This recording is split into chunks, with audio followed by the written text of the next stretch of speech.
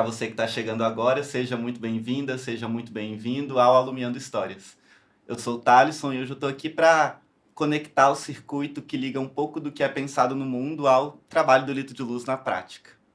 Como eu sempre estou muito bem acompanhado, hoje a gente tem duas pessoas muito especiais com a gente aqui, que é a Ellen e o Regivaldo, carinhosamente chamado de Gordinho, então a partir de agora a gente vai chamar ele de Gordinho aqui na nossa conversa. Mas, então, sejam muito bem-vindos. Obrigada, Thali. Obrigado. Hoje a gente vai conversar um pouquinho, né, sobre o que são esses Objetivos de Desenvolvimento Sustentável, o que isso significa para quem construiu, para quem desenhou, para quem colocou no papel, mas principalmente o que isso significa para quem está lá na ponta, né, para quem precisa receber, né, essas metas, esses indicadores que foram definidos ao longo desses anos aí para essa agenda 2030 dos ODS. Então, você aí de casa, você já parou para pensar o que realmente constrói o nosso Brasil? Quem que realmente constrói o nosso Brasil? Quem pensa o que é o país e quem que de fato executa as atividades? Quem de fato está pensando e está movimentando a economia do país? Então, é isso mais ou menos que a gente quer discutir hoje, né? Quem pensa e quem faz. Quem constrói na ponta e quem constrói no papel. E qual a diferença que a gente tem de tudo isso? Então, principalmente, o que a gente pode aprender com as comunidades, o que a gente pode aprender com as comunidades hoje que são atendidas pelo Litro, mas as comunidades vulneráveis hoje do Brasil que desenvolvem tecnologias muito interessantes, como a gente já falou em outros episódios por aqui. Mas antes da gente entrar de fato no assunto, queria que vocês se apresentassem para a gente. Não com cargo, se quiserem também podem colocar o cargo, mas quem são vocês? O que vocês fazem, qual a formação de vocês, mas também o que vocês sonham, o que vocês vivem no dia a dia de vocês. Fiquem à vontade para se apresentar como quiserem. Eu sou a Ellen, sou filha de Eliane e de José, sou uma entusiasta da área ambiental, né? Eu comecei desde muito cedo a olhar para o meio ambiente de uma forma diferente. Aos 15 anos já tinha decidido que eu queria trabalhar com isso. E eu falo que o que me move é reduzir distâncias. Distâncias entre quem decide e quem vive a realidade, distância entre sonhos e possibilidades, né? Então, acho que é isso que me move enquanto pessoa, enquanto profissional, e as coisas meio que se misturam dentro da minha vida, porque eu trabalho com propósito, então isso me ajuda muito na minha rotina. Mas é isso, e no final do dia o que me faz rir, né? O que me faz ver graça na vida é olhar para as pessoas que eu amo e ver que elas estão próximas a mim, que eu consigo me conectar com elas. E é olhar também para aquilo que eu consigo entregar dentro daquilo que eu faço, da minha atividade, daquilo que eu me propus a fazer enquanto profissional. Isso me deixa muito feliz. E olhar para as pequenas coisas do dia a dia, porque no final das contas é o pequeno que vai dar a somatória do todo, né? Então, eu gosto muito de olhar para as pequenas coisas. E você, Gordinho, se apresenta pra gente. Oi, gente. Primeiramente, obrigado aí pelo convite. Eu me chamo Regivaldo, mais conhecido como Gordinho, né? Como eu expliquei para vocês. Eu vim da Bahia há muito já tempo, uns 20 e poucos anos já atrás, né? Daí sempre trabalhei como cozinheiro, balconista, chapeiro, essas coisas. Daí hoje eu tenho 3 filhos. Aí, 2014, conheci o MTST, comecei a fazer parte da ocupação Vila Nova Palestina, e hoje eu vejo, assim, uma coisa boa que eu aprendi muito, porque eu era um pouquinho, assim, estressado, né? Aprendi muito, pôr o pé no chão, primeiramente, entendeu? E uma coisa que eu vejo muito, principalmente com o nosso povo mais próximo, assim, é que o como que eu vou dizer, o que a gente faz, a luta da gente, que a gente constrói com a própria mão ali, é muito gratificante, cara. Ainda mais quando você vê uma criança ou até mesmo pessoas idosas que tá ali, eu vou no posto de saúde e não tenho remédio, eu vou não sei onde, eu não consigo. Preciso um brinquedo para criança, ou qualquer coisa, a gente tá ali, a gente calma que a gente vai tentar ver alguma coisa, de alguma forma ajudar. E daí, às vezes, até um clique no celular aparece, graças a Deus, um brinquedo da criança, o chocolate da criança é muito gostoso, cara. Incrível. E é incrível como vocês se conheceram hoje. E ao mesmo tempo eu já consigo ver conexões, né, entre vocês. Acho que a gente se perceber um no outro, acho que é importante, inclusive para essa conversa de hoje, para a gente conversar um pouquinho, né, sobre o que de fato existe na realidade das comunidades. Mas então, para a gente voltar um pouquinho para os ODS, só para a gente relembrar o que são esses ODS, quais são esses ODS, são muitos, né? Para o Brasil, hoje são 18, porque tem o 18º, que é uma proposta brasileira, mas os outros 17 são da agenda da ONU, né? Então, só para a gente relembrar um pouquinho, vou pegar minha cola. Então, o ODS 1 é a erradicação da pobreza, que é acabar com a pobreza em todas as formas. 2, fome zero e agricultura sustentável, que é a segurança alimentar e agricultura sustentável. Já o ODS 3 é sobre saúde e bem-estar, vida saudável e bem-estar para todos. ODS 4, educação de qualidade, educação inclusiva e equitativa. ODS 5, igualdade de gênero, empoderar mulheres e meninas. ODS 6, água potável e saneamento. 7, que está muito associado com o litro, né, com o trabalho do litro, é energia limpa e acessível. Então, além de tudo ser confiável e sustentável. ODS 8, trabalho decente e crescimento econômico. 9, indústria, inovação e infraestrutura, né? Construir infraestruturas resilientes. 10, que também é um ODS que o LITRO trabalha, redução das desigualdades, reduzir desigualdades dentro e entre os países. 11, outro ODS do LITRO, cidades e comunidades sustentáveis. 12, consumo e produção sustentáveis. 13, ação contra a mudança global do clima. 14, vida na água. 15, vida terrestre. 16, paz, justiça e instituições eficazes. 17, parceiros e meios de implementação.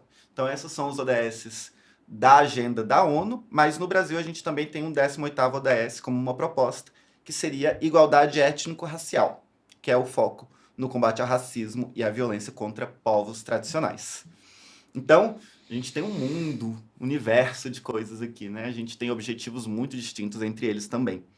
Mas esses ODS que são construídos para todos os países, eles representam o Brasil?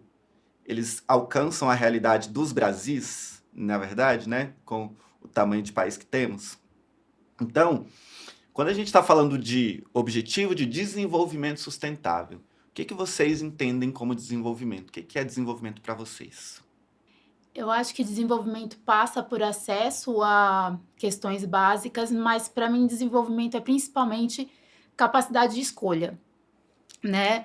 De olhar e ter certeza que aquela pessoa, aquela comunidade, aquele território, ele vai poder escolher e ter autonomia para fazer essas escolhas, né? Respeitando todo um contexto cultural, todo um contexto social, né? Então, o acesso ele é uma parte do que eu considero desenvolvimento, mas acho que esse poder de escolha e esse poder de decisão é muito importante, né? Quando a gente fala de desenvolver, né? O que é desenvolver efetivamente e como cada um percebe isso. Então, quando a gente olha para um território, a gente fala em desenvolver aquele território, a gente precisa entender o que aquele território de fato já tem, como aquilo se conecta e o que para ele faz sentido. Então, ter só acesso é um ponto, mas como que ele escolhe implementar aquele acesso? Como ele faz com que aquilo se conecte com aquela realidade, com aquela comunidade, com aquela vivência, né? Então, para mim, desenvolvimento tem mais esse caráter. Você. Como que você enxerga, Gordinho, desenvolvimento? O que é desenvolvimento para você? O que você diria depois de um período na sua comunidade? Agora a comunidade se desenvolveu. O que isso significaria?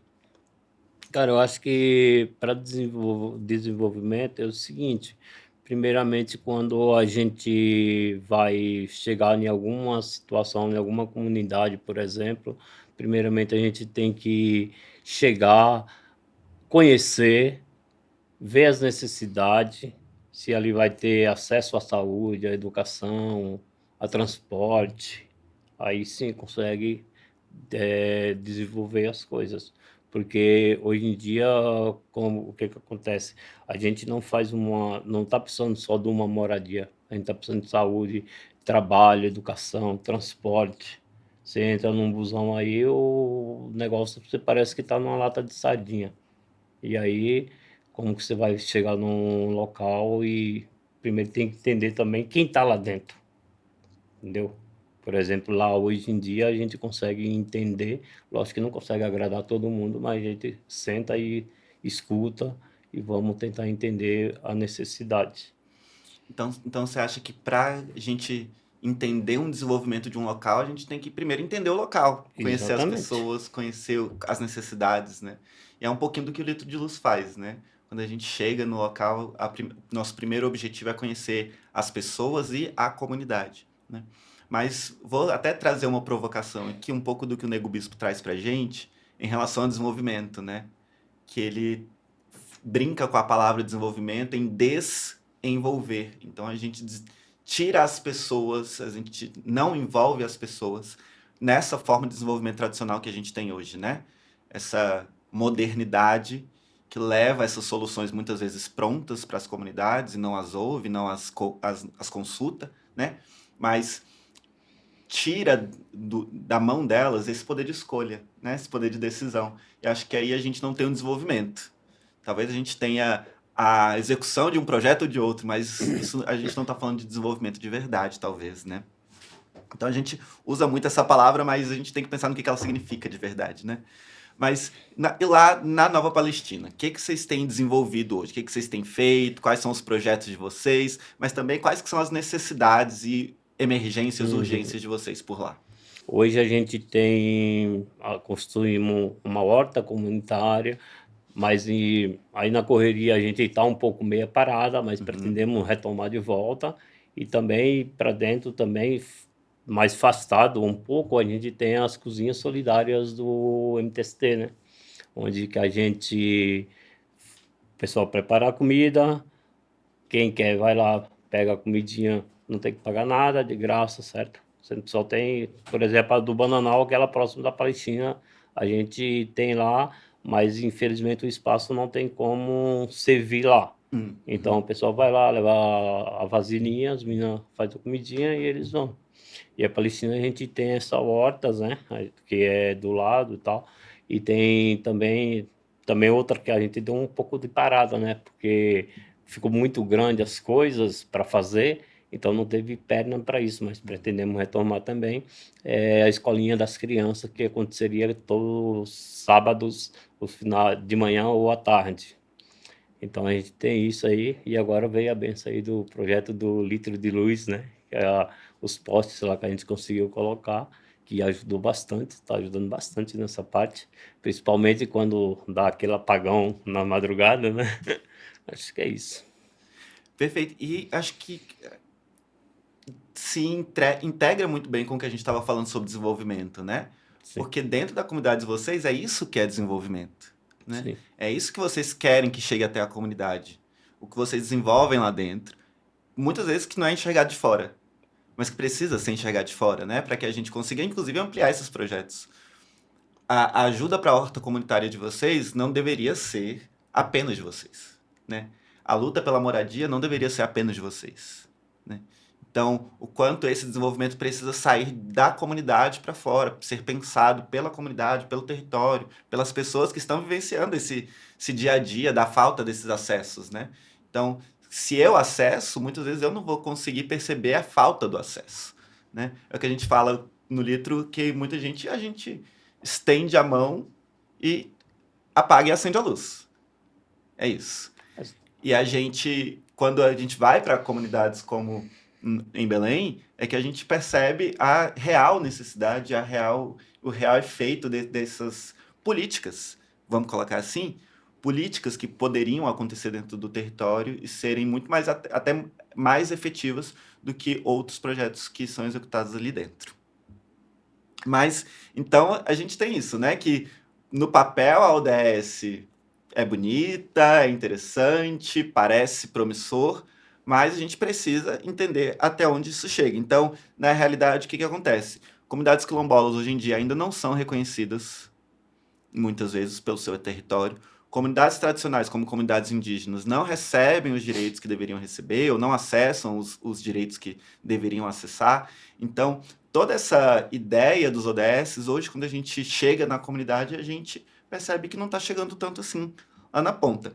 Então, Ellen, nas suas experiências em comunidades, né? Tanto em comunidades quilombolas ali em Belém, quanto as comunidades urbanas também que você esteve, né? Como que você enxerga, né, essa discrepância, essa diferença, assim, de o que é a ODS na ideia e o que você viu nas comunidades quando você esteve? Eu acho que o primeiro ponto é que a gente tem muito, mas muito para aprender com as comunidades, com os territórios. Estar no local é diferente de pensar sobre aquele local, é diferente de ler sobre aquele local ou de ver fotos. Conhecer as pessoas, conhecer as histórias, isso muda todo um cenário geral e eu acho que isso é muito importante. Quando a gente olha para ODS, eu acho que são instrumentos muito importantes e que que a construção delas foi um grande avanço para uma agenda que precisava ser impulsionada, mas existe um pano de fundo muito sutil, né? Então, quando a gente olha para os ODS, ele vai olhar, até porque são objetivos que são da ONU, então a gente é um globo terrestre com várias culturas e com pensamentos diferentes, com histórias diferentes, com tempo de existência diferentes. E aí a gente traz para o Brasil, que é um país com dimensões continentais, né? Como você falou, os Brasis que existem por aí. E é ainda mais desafiador, né? Porque a gente tem, dentro do mesmo país, culturas muito diferentes, né? Então, as minhas experiências, que foram tanto em comunidade urbana quanto em comunidade quilombolas, na verdade, elas me trouxeram um olhar diferente sobre questões sociais. Eu sempre fui muito engajada com causas sociais, trabalho com isso. Mas olhar aquela realidade muito diferente, principalmente da questão quilombola, né? Então, as comunidades urbanas, que ainda assim têm uma grande diferença, a gente não consegue imaginar que dentro de São Paulo pode ter tanta desigualdade quanto a gente vê, né? Então, quando eu fui para Campinas, a minha primeira ação foi em São Paulo, numa comunidade urbana, eu meio que fiquei em choque. E olha que eu sou da periferia, tá? Nasci na periferia. Mas eu vi uma realidade que é muito diferente, inclusive da realidade periférica que eu vivi, né? Então, dentro das periferias, a gente tem diferenças, né? Então, eu vi pessoas extremamente engajadas. Isso é consenso em todas as comunidades que eu estive. Eu tive o prazer de estar em 4 comunidades, né? A Copa Energia, que é a empresa que eu trabalho e que trabalha com litro de luz, a gente já esteve em 5 ações, dessas 5 eu fui em 4. O que eu acho que, assim, em todas, é como o coletivo é trabalhado, sabe? A força do coletivo. E aí eu acho que isso é uma das coisas que a gente tem muito para aprender com essas comunidades. As soluções coletivas, né? O Gordinho aqui falou da cozinha comunitária, né? E a gente vê uma série de outras soluções que são construídas por vários indivíduos.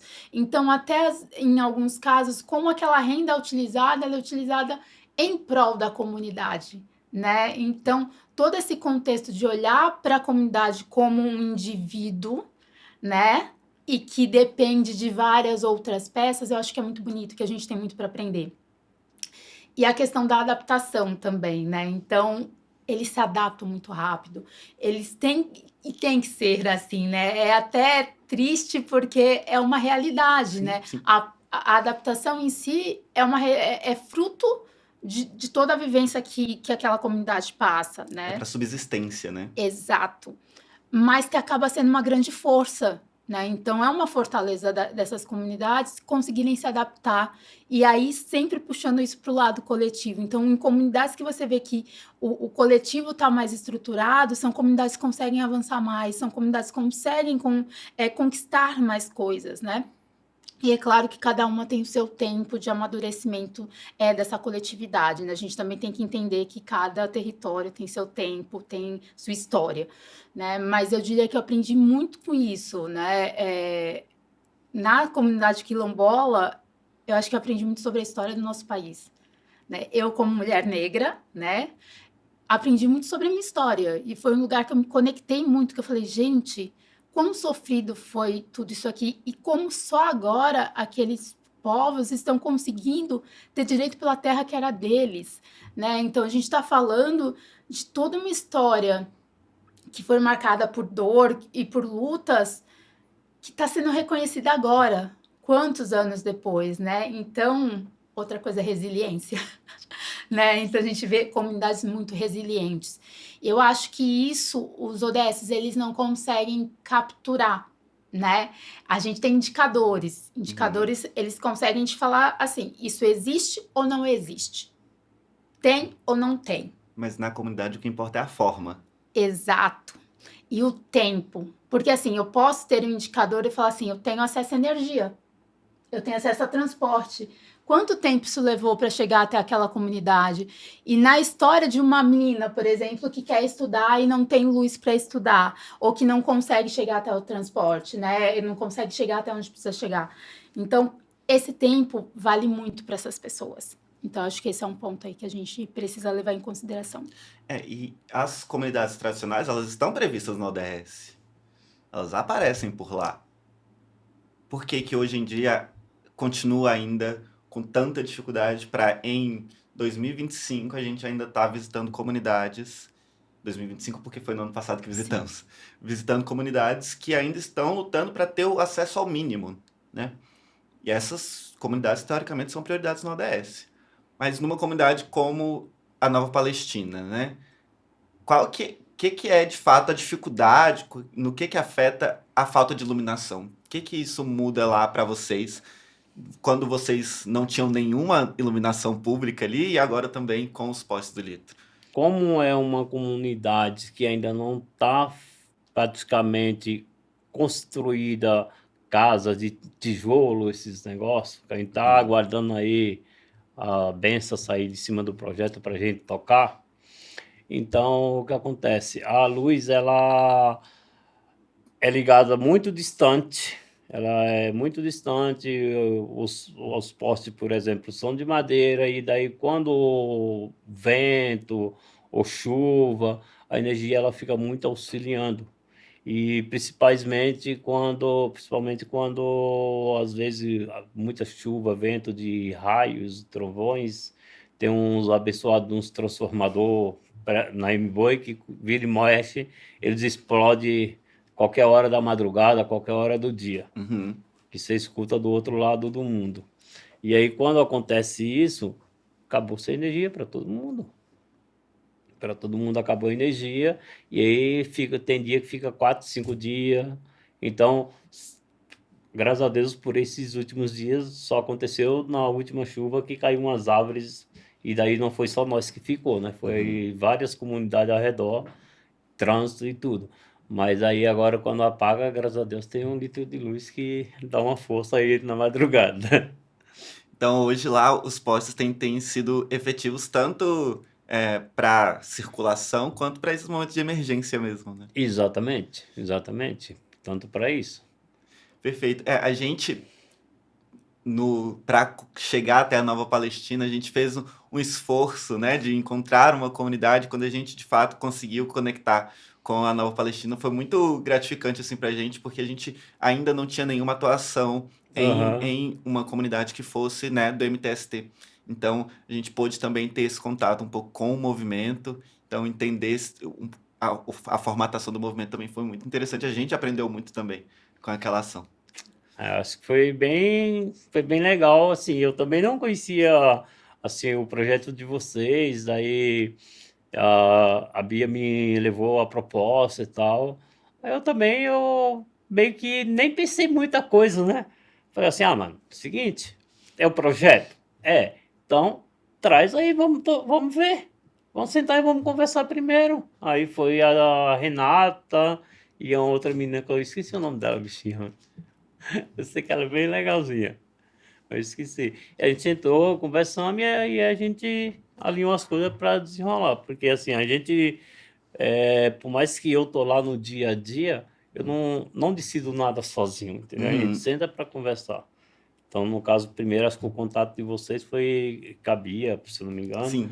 Aí ela me passou a situação, eu não, vamos sentar e vamos alinhar e conversar, né? Aí a gente resolveu tocar o projeto e a gente desenrolou e foi bem gostoso. A Bia foi nossa convidada no nosso último episódio, a gente pôde conversar um pouquinho com ela também, foi super interessante. Mas pra gente caminhar aqui pro nosso finalzinho da conversa, acho que é super interessante a gente ter essas duas visões, né? Tanto de quem tá, inclusive, gerenciando recursos, né, para chegar em projetos, muitas vezes, e quem tá na ponta recebendo esses projetos e, obviamente, executando muitos dos projetos que são até maiores do que o que a gente está conversando aqui.